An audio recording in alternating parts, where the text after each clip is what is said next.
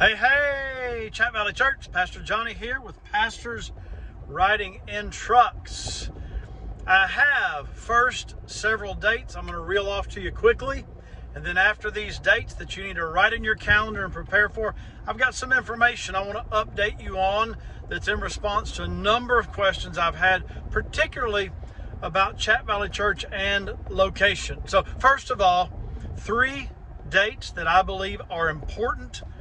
The first of which is Wednesday, September the 25th at 6 p.m. is our next CVC Kids Club at the Ruritan building in Smith Station.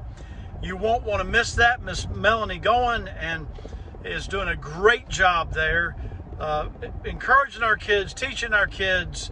It's music, it's recreation, it's Bible study, so great stuff. Then the second date is Sunday, October 13th, and that will be the day at 9 a.m. and 10:30. J.J. Washington will be in both services preaching. Now, it's hard for me to explain to you the power of his preaching and his effectiveness, but there is a link in this email that can take you to his testimony and his background and give you a little bit of an idea about that, so you can see what a fantastic day that's going to be. And then October the 26th is our trunk or treat. October the 26th.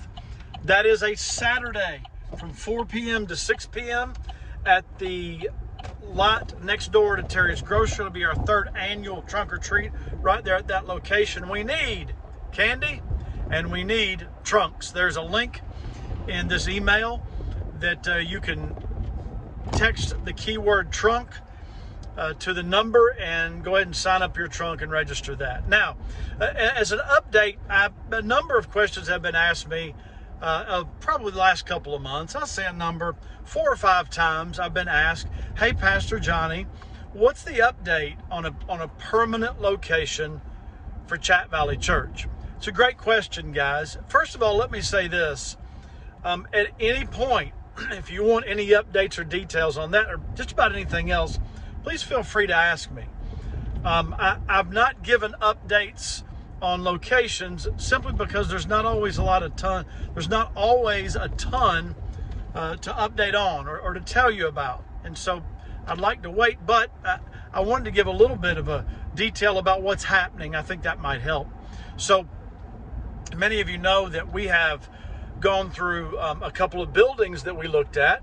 And as we looked at the buildings, our goal was to look at the building and then come in and look at what things need to be upgraded. That means bringing an inspector in, and then whatever things the inspector says need to be upgraded, several of those things we would then bring in contractors to give us prices on those. Because what's worse than what's worse than maybe not quite yet having our permanent facility, which we have a great facility to meet, and I praise God for that. But what would be worse is getting in a facility and realizing the cost to upgrade it to what we need and what we want as a church. Pause there. As a church, folks, whatever building we are ultimately in, whether it's a building we buy or land we buy and build, it needs to be done with excellence. We need to be able to say as a church, look, we are here to reach and make disciples of Christ for the valley and beyond. And part of that reaching is saying to the community, here we are, and we want to do this with excellence because we serve an excellent God.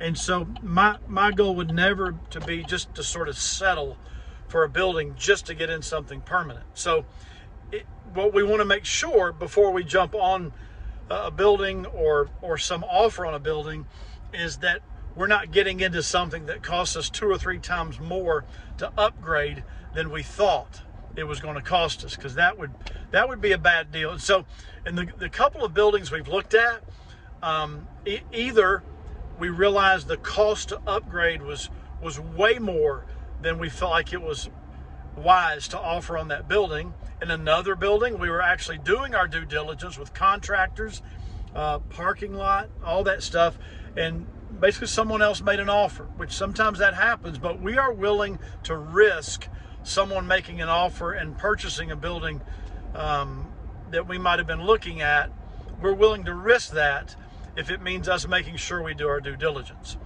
And so right now, we're not aware of any buildings out there that would work, preferably in the area of somewhere from North Phoenix City, which is just above the Home Depot leaving Phoenix City on 280, all the way out the corridor to maybe just past the flea market, either on 280 or just off of 280. That's sort of our target area. We're not legalistic about that, but that's sort of our general target area. Now, as far as land is concerned, we've been looking at land, we've been looking at property, and we found a couple of spots that could very well work for us. Right now, we are in the process of trying to figure out if we were to purchase land. We found some we think we might could afford, but we've got to figure out if that's going to be land that we would be able to afford what it costs to do the entrance onto 280. Just so you'll know, if you have land right on 280, it's a state highway, and it's going to require you to build a deceleration, acceleration lanes off of that.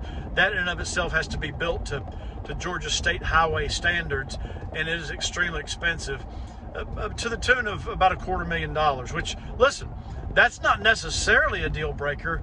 We just need to know going in on something if that's the case. So right now we do have some possibilities for land out there, and we're looking at them and trying to take the steps we need to take. Sometimes that's slow going because you're working with government agencies to figure out what you can do and not do. And so right at this point, probably trying to work through and get information from some of the county engineering departments is the process that's so now, if any of you out there, if you know of buildings, listen, you're more than welcome to text me or to email me. Pastor Johnny, I heard about this building. I heard about this facility, this land. At this point, it is probably unlikely that we would move to rent something else.